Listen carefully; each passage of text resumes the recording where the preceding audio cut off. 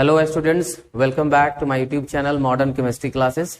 Atomic structure का जो lectures है वो काफी दिनों से पेंडिंग पड़ा था। आज फिर से उस टॉपिक को शुरू कर रहे हैं और I think cathode ray experiment तक कैथोड रे एक्सपेरिमेंट या और अल्फा रे स्कैटरिंग एक्सपेरिमेंट तक उसमें बात हो चुका था और कुछ बेसिक बात भी बात किए थे उसमें।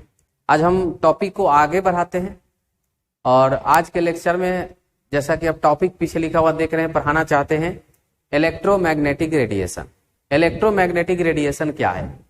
देखिए, इलेक्ट्रोमैग्नेटिक रेडिएशन के काफी सारे एग्जांपल्स हमारे सराउंडिंग्स में देखने को मिलते हैं। माइक्रोवेव ओवन देख लीजिए, FM radio, radio wave, x ray, gamma ray, ultraviolet rays, ये सब क्या होता है? ये सब इलेक्ट्रोमैग्नेटिक रेडिएशन होता है। लेकिन यहां पर इलेक्ट्रोमैग्नेटिक रेडिएशन के बारे में पूरा डिटेल में हम लोग बात ये करेंगे कि इलेक्ट्रोमैग्नेटिक रेडिएशन कैसे क्रिएट होता है, कहां से आता है, कैसे चलता है, उसके प्रॉपर्टीज क्या है, ये सारा चीज हम बात करने वाले हैं। तो देखिए, electromagnetic radiation do not carry any charge. Electromagnetic radiation में किसी तरह का कोई चार्ज नहीं होता है। ठीक है, इसमें यहां पर एक कॉन्सेप्ट हम क्लियर करना चाहेंगे कि वो चार्ज पार्टिकल एक्सेलरेट होता है। ठीक है, क्या होता है? चार्ज पार्टिकल एक्सेलरेट होता है। तो जब चार्ज पार्टिकल एक्सेलरेट होगा तो वहां पर इलेक्ट्रिक फील्ड और मैग्नेटिक फील्ड तो क्रिएट होता ही है, उसके साथ साथ वहां पर एक रेडिएशन डेवलप होता है। तो ये एक जानना है कि whenever charge particle accelerate then electric field as well as magnetic field created. ठीक है, and both are perpendicular to each other. जैसे एक चार्ज पार्टिकल है और ये एक्सेलरेट कर रहा है, तो चार्ज पार्टिकल जब एक्सेलरेट कर रहा है तो वहां पर एक इलेक्ट्रिक फील्ड भी होगा और मैग्नेटिक फील्ड भी होगा और दोनों एक दूसरे के परपेंडिकुलर डायरेक्शन में प्रोपेगेट कर रहे होंगे और वहां से एक रेडिएशन क्रिएट हो रहा होगा, इलेक्ट्रोमैग्नेटिक रेडिएशन जिसको हम लोग कहते हैं। This is the form of energy, एक एनर्जी की फॉर्म में भी हो सकता है। तो पहला लाइन जहां पर लिखा गया कि electromagnetic radiation do not carry any charge. ध्यान रहे कि अगर कोई पूछे कि अल्फा रे क्या ये इलेक्ट्रोमैग्नेटिक रेडिएशन कैटेगरी में जा सकता है? नहीं जा सकता है। क्यों? क्योंकि इसके ऊपर पॉजिटिव चार्ज होता है। या कोई कहेगा कि कैथोड रे क्या ये इलेक्ट्रोमैग्नेटिक रेडिएशन हो सकता है? बिल्कुल नहीं हो सकता है, क्योंकि कैथोड रे पर निगेटिव चार्ज होता है। ठीक है, चलिए दूसरा है कि इसको प्रोपेगेट करने के लिए किसी भी मीडियम की आवश्यकता नहीं है। इलेक्ट्रोमैग्नेटिक रेडिएशन को प्रोपेगेट करने के लिए, एक जगह से दूसरे जगह जाने के लिए किसी भी मीडियम की जरूरत नहीं पड़ती है। नहीं तो जो मोबाइल में जो सिग्नल्स आते हैं, टेलीविजन में जो सिग्नल्स आते हैं, उसको अगर मीडियम की जरूरत पड़ता तो वो जो सैटेलाइट है वो मीडियम से बाहर रखा गया है, फिर वहां से वो प्रोजेक्ट कैसे करता और आता। तो इसलिए आप इससे समझ सकते हैं कि अगर बीच में वॉल आ जाता है तो मोबाइल का नेटवर्क फिर भी आते रहता है, मतलब उसको वो पिनिट्रेट करके आता है, मतलब उसको मीडियम से कोई लेना देना नहीं है। तो जो भी इलेक्ट्रोमैग्नेटिक रेडिएशंस होंगे उसको जाने के लिए किसी भी माध्यम की आवश्यकता नहीं है। जैसे अभी हम बोल रहे हैं, तो अभी बोल रहे हैं, एक साउंड वेव यहां से क्रिएट हो रहा है और यहां पर मीडियम है, हवा है, जिसके कारण आप सुन पा रहे हैं। नहीं तो जो अगर इसी बात को अगर आप वैक्यूम में जाकर के बोलिए तो आप कितना भी बोल के रह जाइए, सामने वाला को कुछ सुनाई नहीं देना है। क्यों? क्योंकि वहां पर कोई मीडियम नहीं। यहाँ पर होता क्या है? एक डिस्टरबेंस होता है, एक विक्षोभ होता है। अभी हवा शांत है, जैसे ही हम बोलते हैं तो जो हमारा साउंड है एक वाइब्रेशन क्रिएट करता है और आपके कानों तक पहुंचता है, जिसके कारण आप सुन पाते हैं। तो ये कोई इलेक्ट्रोमैग्नेटिक रेडिएशन नहीं हुआ।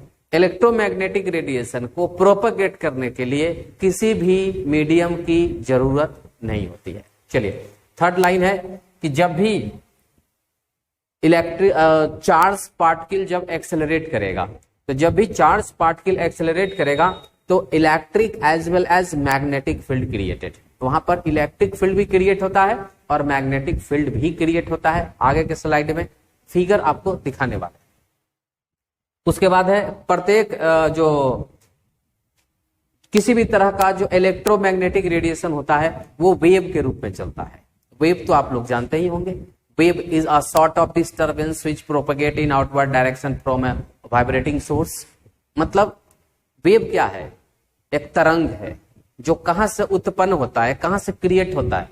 एक सोर्स जो वाइब्रेट होते रहे, जैसे मेरा मुंह यहां से हिल रहा है जिसकी वजह से साउंड वेव क्रिएट होता है, या फिर एक शांत तालाब में लकड़ी का कोई चीज लेकर के उसमें फेंक दीजिए तो देखिएगा शांत तालाब इस तरह से एक वेव बनाना शुरू कर देता है।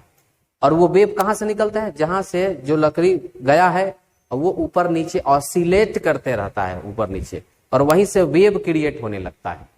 तो इसी से डेफिनेशन बनाया गया है कि वेव इज अ डिस्टर्बेंस, तरंग एक विक्षोभ है।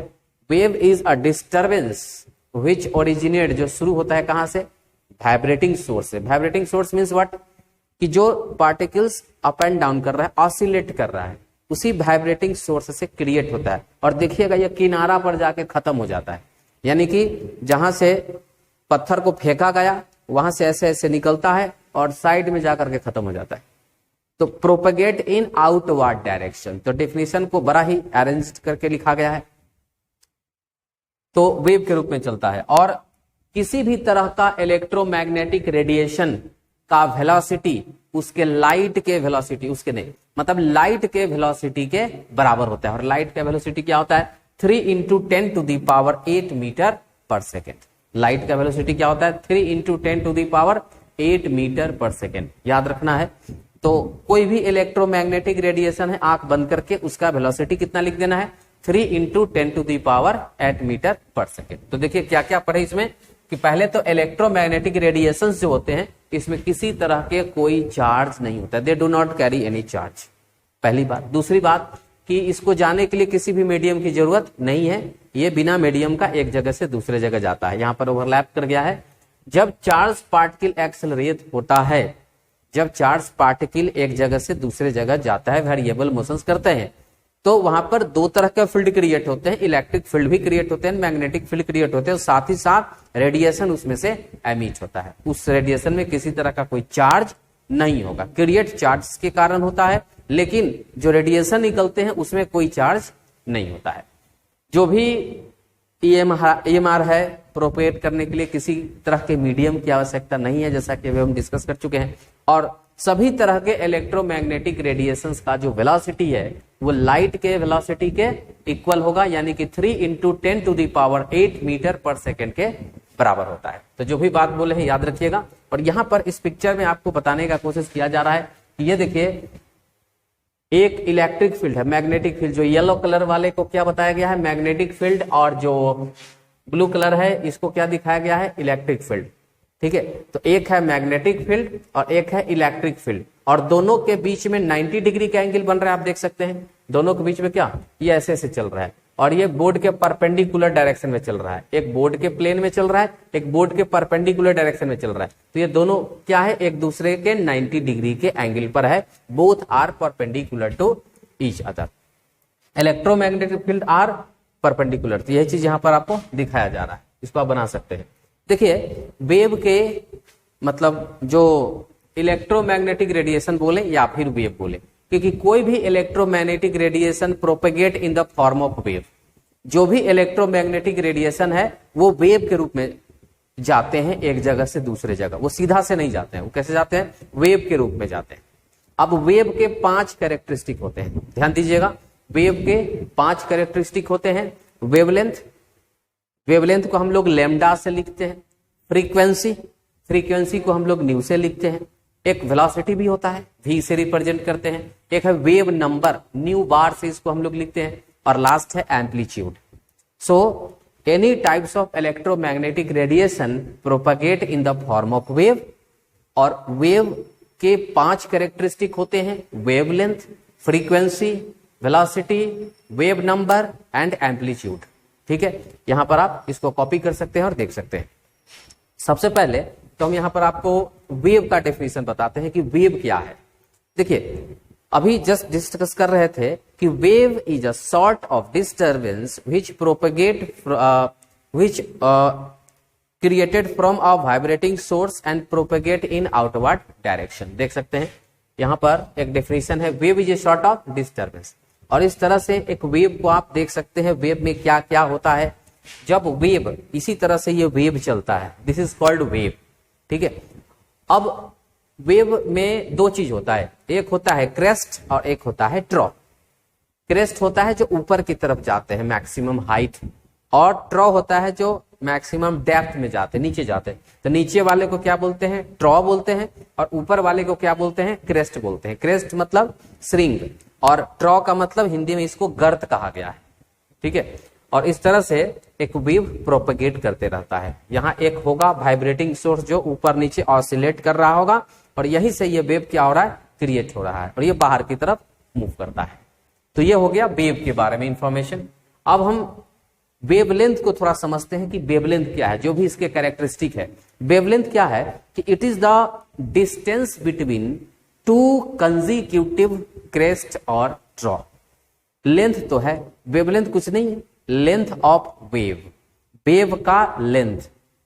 दो क्रेस्ट हो या दो ट्रो हो, लेकिन दोनों क्या हो? कंजिक्यूटिव हो। कंजिक्यूटिव का मतलब लगातार। दो लगातार क्रेस्ट या दो लगातार ट्रो के बीच जो दूरी है, जो डिस्टेंस है, उसी को हम क्या बोलते हैं? वेवलेंथ बोलते हैं, ठीक है। और यहां पर एक पिक्चर में आपको दिखाया जा चुका है कि जैसे कि ये क्रेस्ट है, ये ट्रॉ है, ये क्रेस्ट है, ये ट्रॉ है, इस तरह से। तो दो क्रेस्ट ले लीजिए, ये क्रेस्ट हुआ और क्या हो गया? ये क्रेस्ट हो गया। दोनों क्रेस्ट के बीच जो दूरी है, जो डिस्टेंस है, इसको हम लोग क्या बोलते हैं? वेवलेंथ कहते हैं, ठीक है। या नीचे आप दो ट्रॉ के बीच का दूरी ले लीजिए, इसको भी क्या बोलेंगे? वेवलेंथ बोलेंगे। और वेवलेंथ को हम लोग लेमडा से रिप्रेजेंट करते हैं, और इसको हम लोग एंगस्ट्रम में मापते हैं। वेवलेंथ को किस यूनिट में मापा जाता है? एंगस्ट्रम यूनिट में मापा जाता है, या फिर उसको नैनोमीटर में भी मापा जाता है। अच्छा, एक बात है कि ये वेवलेंथ एक्चुअली में क्या बताता है, क्या रिप्रेजेंट करता है? आपको देखिए, wavelength represent colour of visible light. It gives colour of visible light, मतलब वेवलेंथ से पता चलता है कि कोई भी लाइट का कलर क्या होगा। उसके वैल्यू से पता चलता है कि कोई लाइट रेड होगा, कि येलो होगा, कि ग्रीन होगा, ब्लू होगा, क्या होगा। तो हर एक कलर का एक अपना अपना वेवलेंथ होता है। और एक चीज आप जानते होइएगा, विब्जियोर, वायोलेट, इंडिगो, ब्लू, इस तरह से 7 कलर होते हैं। तो सातों कलर का अलग अलग वेवलेंथ होते हैं। सो वेवलेंथ रिप्रेजेंट या wavelength gives a colour of visible light, ठीक है।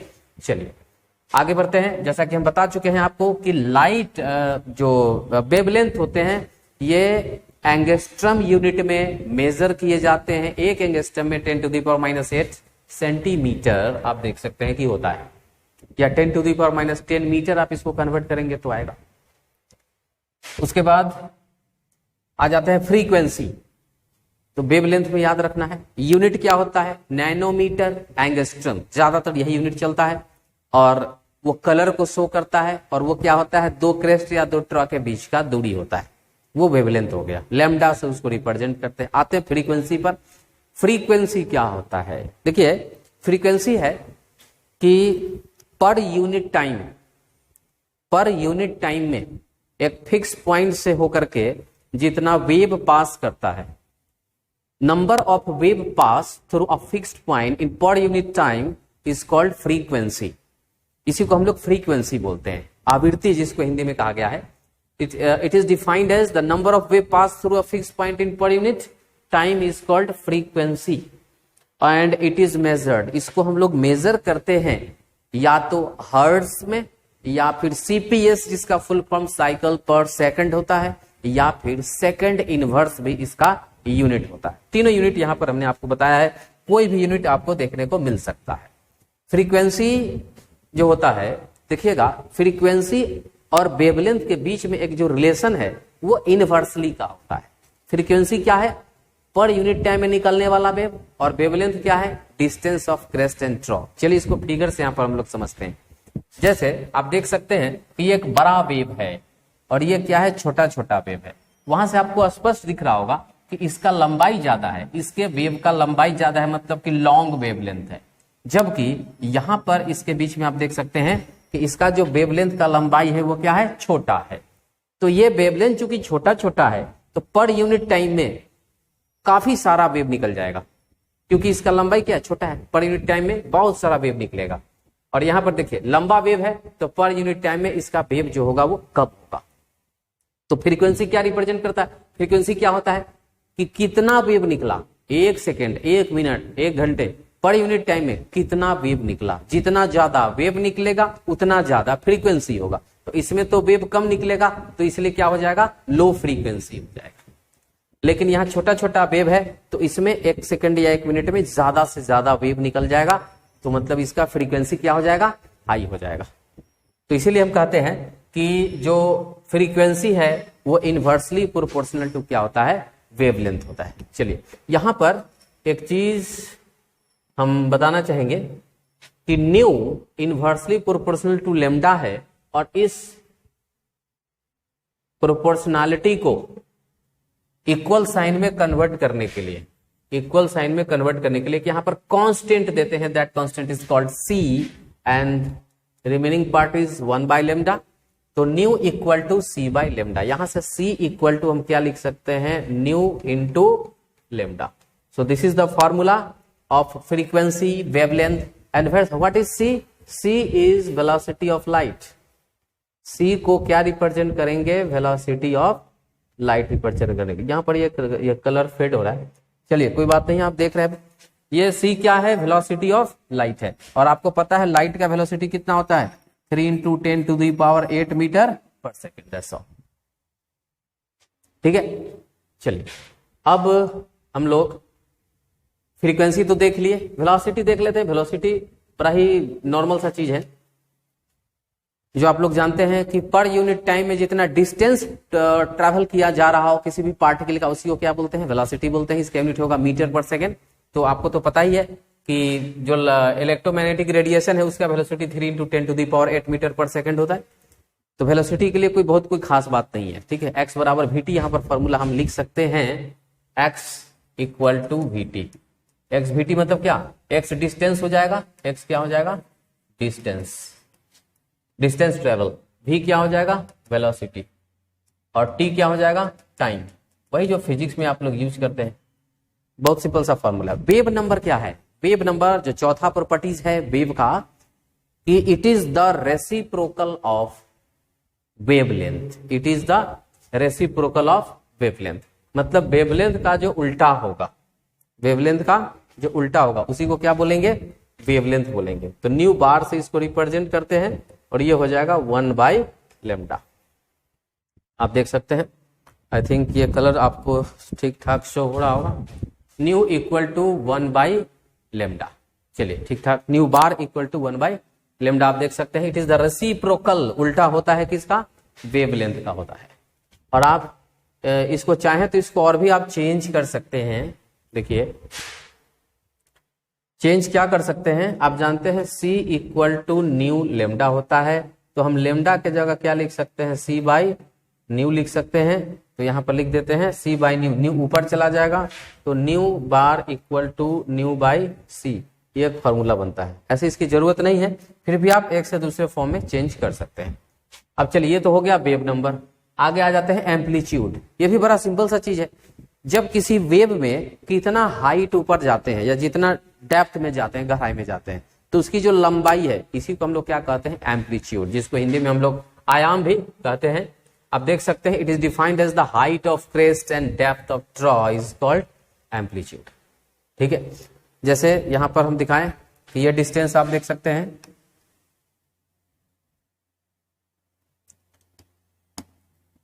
ये डिस्टेंस, इसको ए से रिप्रेजेंट करते हैं, या फिर नीचे जाइए ए से रिप्रेजेंट करते हैं, इसी को क्या बोलते हैं, amplitude. It is the height of crest and depth of trough is called amplitude.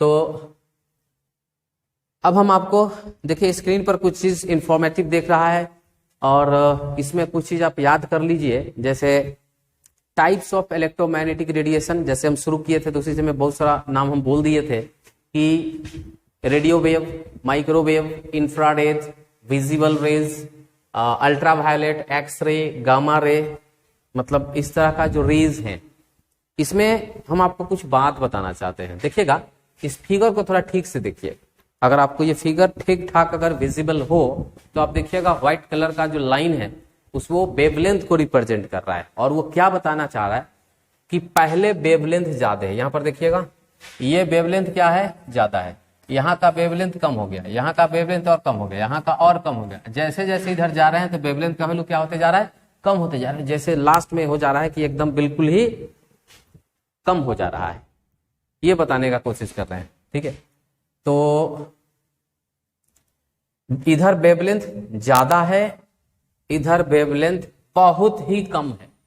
तो आप जान लीजिए कि वेवलेंथ जितना ज्यादा होता है उसका एनर्जी उतना कम होता है, उसके अंदर जो ऊर्जा होता है वो उतना ही क्या होता है, कम होता है। और वेवलेंथ जितना कम होता है उसका एनर्जी एकदम से क्या होता है, ज्यादा हो जाता है। और एनर्जी इतना ज्यादा होता है कि वो चाहे तो वो डेथ करा सकता है, आदमी मर सकता है उससे। जैसे ब्रॉडकास्टिंग के लिए रेडियो और टेलीविजन में जो रेडिएशंस होते हैं, जिसको हम रेडियो वेव बोल सकते हैं, ठीक है, रेडियो वेव बोल सकते हैं, तो उसका वेवलेंथ बहुत होता है। और वेवलेंथ बहुत होने के कारण एनर्जी एकदम कम होता है, जो कि आपके बॉडी पर किसी भी तरह का हार्म नहीं पहुंचाता है। दैट इज रेडियो वेव, ये हार्मलेस है। उसके बाद आ जाते हैं कि थोड़ा सा वेवलेंथ लगभग बराबर ही होता है, लेकिन हल्का सा फर्क पड़ता है।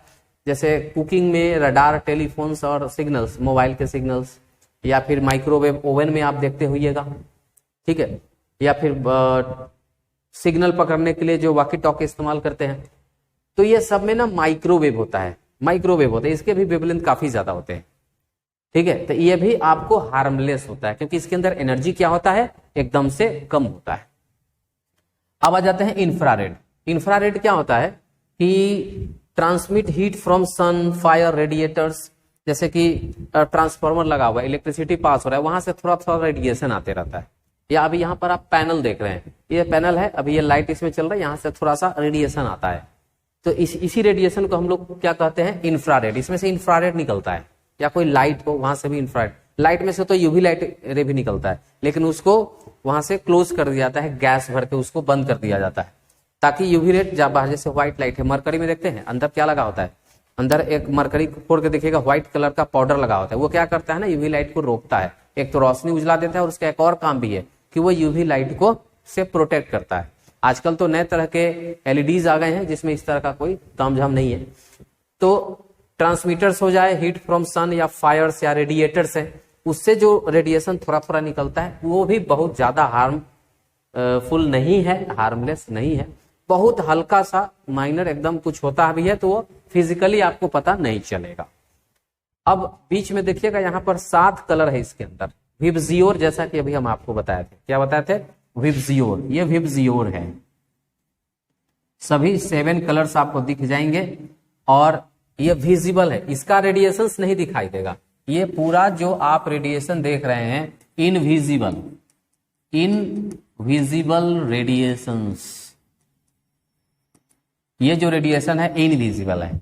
इधर भी ये सब क्या हो जाएगा, इनविजिबल हो जाएगा, इनविजिबल, ये भी नहीं दिखाई देगा। देखिए आप सिर्फ विबजियोर को देख सकते हैं, आप इंफ्रारेड नहीं देख सकते, आप माइक्रोवेव नहीं देख सकते, आप रेडियो वेव नहीं देख सकते, यूवी रे नहीं देख सकते, एक्सरे नहीं देख सकते, गामा रे नहीं देख सकते आप, क्योंकि मेरा आंख जो डिजाइन किया गया है वो 3500 से 7500 एंगस्ट्रम का जो चीज होगा, ये याद रखना है, 3500 से 7500 एंगस्ट्रम वाले वेवलेंथ को ही हमारा आंख देख पाता है।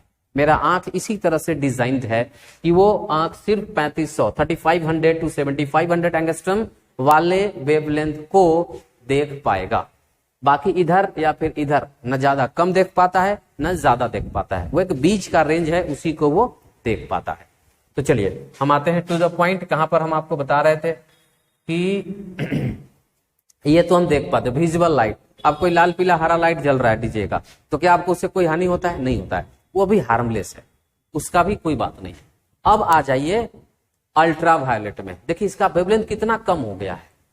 वेवलेंथ कम हो गया तो एनर्जी क्या हो जाएगा, बहुत ज्यादा हो जाएगा, ज्यादा हीट करेगा आपको। तो ये अल्ट्रा वायलेट रे क्या होता है, आपको दिखाई तो ये भी नहीं देता है, लेकिन आपके बॉडी को हार्म पहुंचाता है। ठीक है, absorbed by the skin, used in fluorescent tube. अच्छा आगे बढ़ते हैं एक्सरे। देखिए इसका वेवलेंथ और कम हो गया है। एक्सरे का इस्तेमाल कहां होता है, एक्सरे का इस्तेमाल होता है जब बोन टूट जाता है वहां पर, और एक्सरे में इतना एनर्जी है कि एक्सरे करते समय जितना रेडिएशन हमारे ब्लड सेल पर पड़ता है वहां का WBC खत्म हो जाता है। WBC क्या होता है? व्हाइट ब्लड सेल, श्वेत रक्त कण। श्वेत रक्त कण क्या करता है? वो मरने लगता है, वो मर जाता है। श्वेत रक्त कण क्या करता है? It act as soldier cell in our body. वो हमें किसी रोग से प्रतिरोधक क्षमता उसके अंदर होता है और उसे लड़ने का कैपेसिटी होता है, इम्यूनिटी के अंदर होता है, वो वही इम्यूनिटी होता है। तो WBC क्या होता है? व्हाइट ब्लड सेल, वो मर जाता है अगर वो एक्सरे के कांटेक्ट में आता है तो। अब इसका मतलब क्या हुआ कि मतलब ये काफी हार्मफुल होता है। तो एक्सरे क्या होता है? रियली में हार्मफुल होता है। उसके बाद हम आ जाते हैं एक्सरे के बाद गामा रे। ठीक है, गामा रे में क्या होता है कि ये सन के नहीं मतलब कैंसर जैसे बीमारी को, ठीक है, गामा रे कैंसर जैसे बीमारी को मारने के लिए, क्योंकि कैंसर में कीड़ा होता है, मारने के लिए कुछ मेडिसिन इस्तेमाल किए जाते हैं जिसके अंदर रेडिएशन होता है। ठीक है, अब उस रेडिएशन से क्या किया जाता है? उसके अंदर के वायरस को मारा जाता है। तो गामा रे भी एक तरह से क्या हो जाता है? बहुत ही हार्मफुल हो जाता है। और इसमें मेंशन नहीं है लेकिन हम आपको बताते हैं, एक और होता है कॉस्मिक रे। और गामा रे बता दे, अगर आपको और अच्छे से जानना है तो एटॉमिक वेपन का नाम सुने होइएगा, परमाणु बम। जहां परमाणु हमला होता है वहां का टेम्परेचर अचानक से 1600 डिग्री बढ़ जाता है, हर एक चीज पिघलना शुरू कर देता है, वहां का टेम्परेचर बहुत ज्यादा है तो वहां का एनर्जी बहुत ज्यादा हो जाता है। ठीक है, और जो डायरेक्ट कॉन्टेक्ट में आता है वो तो वहां पर उसका डेथ ही हो जाता है। तो इसीलिए गामा रे कहां मिलेगा आपको? एटॉमिक वेपन्स में मिलता है। जो परमाणु हथियार होता है उससे जो रेडिएशन निकलता है वही क्या होता है? गामा रे होता है। और इससे भी और खतरनाक अगर हम बात करें तो कॉस्मिक रे है। इसमें मेंशन नहीं है लेकिन हम आपको बता दें क्या कॉस्मिक रे। कॉस्मिक रे कहां से आता है? सन से आता है। सन के कोर में होता है, सन के कोर में। आप खुद सोचिए, सन के आसपास भी कोई नहीं भटक सकता। और हम किसकी बात कर रहे हैं? सन के कोर की बात कर रहे हैं जहां पर कॉस्मिक रेज हुआ करता है। तो उसका तो इमेजिन करना ही बेकार है, अचानक गायब ही हो जाएगा। हर एक ऐसा कोई भी चीज जो उसके आसपास जाएगा वो गायब हो जाएगा, वेपराइज कर जाएगा। तो कॉस्मिक रे के हानिकारक की बात नहीं कर सकते, इसलिए नहीं लिखा गया है। ठीक है, तो क्या इसमें देखना है, जैसे जैसे वेवलेंथ कम होते गए हैं चीजों में एनर्जी बढ़ते चला गया है और उतना ही ज्यादा खतरनाक होता गया है, उसके अंदर एनर्जी बढ़ते चला गया है। ठीक है, so these are the types of electromagnetic radiations. चलिए अब थोड़ा सा कुछ प्रॉब्लम कर लेते हैं। कहता है, क्वेश्चन को एक बार आप ध्यान से पढ़िए। कहता है कि the Vividh Bharati station of all India radio Delhi broadcast on a frequency of 1368 kilohertz calculate the wavelength of the electromagnetic radiation emitted by transmitted, which part of the electromagnetic spectrum does it belong to. देखिए which part छोड़िए, पहले आप इसका wavelength निकालिए। इसमें क्या दे रखा है? फ्रीक्वेंसी दे रखा है। फ्रीक्वेंसी का मतलब, और यहां पर हम कैलकुलेशन नहीं करेंगे, जस्ट हिंट करेंगे सिर्फ। देखिए सॉल्यूशन इसका होगा कि वेवलेंथ लेमडा दे रखा है कितना? सॉरी, वेवलेंथ निकालना है और फ्रीक्वेंसी यहां पर है 1368 एंड किलो हर्ट्स। आप इसको हर्ट्स में चेंज करेंगे, 1368 इंटू 10⁻³ हर्ट्स, ये हर्ट्स हो गया। अब आपको फॉर्मूला पता है C equal to nu lambda, और यहां से लेमडा इक्वल टू आप देख सकते हैं C बाई क्या हो जाएगा? न्यू, और C होता है velocity of light 3 into 10⁸ metre per second, और यहां पर फ्रीक्वेंसी है 1368 इंटू 10⁻³ और हर्ट्स को आप सेकेंड इनवर्स लिख सकते हैं। तो सेकेंड से सेकेंड कैंसिल हो सकता है और बच जाएगा मीटर, और मीटर को फिर आप बाद में चेंज, यहां पर ये कैलकुलेशन है, कर लीजिएगा। तो कुछ नहीं करना है, क्या करना है? C equal to nu by lambda से, C बराबर न्यू लेमडा से क्या कर देना है? इसको कैलकुलेट कर लेना है। आगे बढ़ते हैं, जो अगला क्वेश्चन है, the wavelength range of the visible spectrum external extend from violet 400 nanometre to red 750। In fact ये एनसीईआरटी का क्वेश्चन है, आप देखिएगा बहुत ही इजी है। तो यहां पर 400 नैनोमीटर को 750 नैनोमीटर तक यहां पर एक्सटेंड किया जा रहा है। कहता है कि इसको वेवलेंथ के फॉर्म में लिखिए। This wavelength in frequencies express this wavelength, मतलब ये वेवलेंथ है, इसको किस में देखना है, 1 नैनोमीटर में याद रखिएगा, ये बहुत ही इंफॉर्मेशन इंपॉर्टेंट है। 1 नैनोमीटर 10⁻⁹ मीटर होता है। अब देखिए कि λ1 मान लीजिए कितना है, 400 नैनोमीटर, 400 नैनोमीटर, तो 400 इंटू 10⁻⁹ मीटर, इसको लिख सकते हैं 4 इंटू 10⁻⁷ मीटर, ये λ1 हो गया। अब आप c equal to nu lambda से आप न्यू का वैल्यू निकाल सकते हैं, c बाई लेमडा, फिर क्या हो जाएगा, न्यू का वैल्यू हो जाएगा 3 इंटू 10⁸ मीटर पर सेकेंड, और लेमडा क्या हो जाएगा, लेमडा हो जाएगा 4 इंटू 10⁻⁷ मीटर, मीटर से मीटर कैंसिल होगा, यहाँ पर हो जाएगा 3/4 इंटू 10⁻⁷ ऊपर जाएगा तो क्या हो जाएगा 15 मीटर। इसको आप अपने अकॉर्डिंग किसी यूनिट में कन्वर्ट कर सकते हैं। 3/4 को फिर कैलकुलेट कर लीजिएगा, तो वो तो λ1। λ2 क्या है, λ2 है 750 नैनोमीटर, 750 नैनोमीटर, नैनोमीटर को लिख सकते हैं आप मीटर में 10⁻⁹ मीटर, और या फिर आप इसको लिख सकते हैं 7.5 इंटू 10⁻⁷ मीटर, और c equal to nu lambda, यहां से न्यू इक्वल टू क्या हो जाएगा c बाई लेमडा, c का value 3 into 10⁸ metre per second, और लेमडा ये दे रखा है 7.5 इंटू 10⁻⁷ मीटर, मीटर से मीटर कैंसिल होता है, और चूंकि सॉरी यहाँ पर मिस्टेक हुआ, यहाँ पर सेकेंड इनवर्स होगा, ठीक है, क्योंकि फ्रीक्वेंसी आ रहा है ना, फ्रीक्वेंसी का यूनिट क्या हो जाएगा सेकेंड इनवर्स, और इसको भी आप कैलकुलेट कर लेंगे 3/7.5 इंटू 10⁻15 सेकेंड इनवर्स, ठीक है, बस यही करना था। नेक्स्ट क्वेश्चन है कि calculate wave number and be frequency of yellow radiation having wavelength of 5800 angstrom. चलिए पहले तो गिवन क्या है, गिवन है लेमडा कितना 5800 एंगस्ट्रम, यानी कि हम लिख सकते हैं 5800 इंटू 10⁻⁻10 मीटर, ये लिख सकते हैं, तो ये हो जाएगा 20 तो -8 हो जाएगा, 5.8 इंटू 10⁻⁻7 मीटर हो जाएगा, आप लिख सकते हैं। और अब क्या करना है, ये तो वेवलेंथ है, calculate wave number and frequency. अब इसको क्या करना है, वेवलेंथ वेव नंबर निकालना है, न्यू बार बराबर क्या होता है 1/λ। अब 1/λ, तो लेमडा तो यहाँ पर हम लोग निकाले हैं 1 और ये वैल्यू रहा 5.8 इंटू 10⁻⁻7 मीटर, ये मीटर ऊपर जाएगा तो मीटर इनवर्स हो जाएगा, और इसको हम लोग कैलकुलेट कर सकते हैं। ये हो गया ए नंबर, और उसके बाद बी नंबर में क्या पूछ रहा था, फ्रीक्वेंसी, तो c equal to nu lambda, यहां से न्यू इक्वल टू होगा c बाई लेमडा, c हो जाएगा 3 इंटू 10⁸ मीटर पर सेकेंड, और लेमडा भी ये रहा 5.8 इंटू 10⁻⁻7 मीटर, मीटर से मीटर कैंसिल होगा, सेकेंड इनवर्स बचेगा, और इसको हम लोग कैलकुलेट करेंगे 3/5.8 इंटू 10⁻15 सेकेंड इनवर्स, बाकी का आप लोग कैलकुलेट कर सकते हैं। तो इस तरह से आप कोई भी क्वेश्चन उठा लीजिए, फार्मूला सेम लगना है, c equal to nu lambda, और c 3 into 10⁸ metre per second होता है।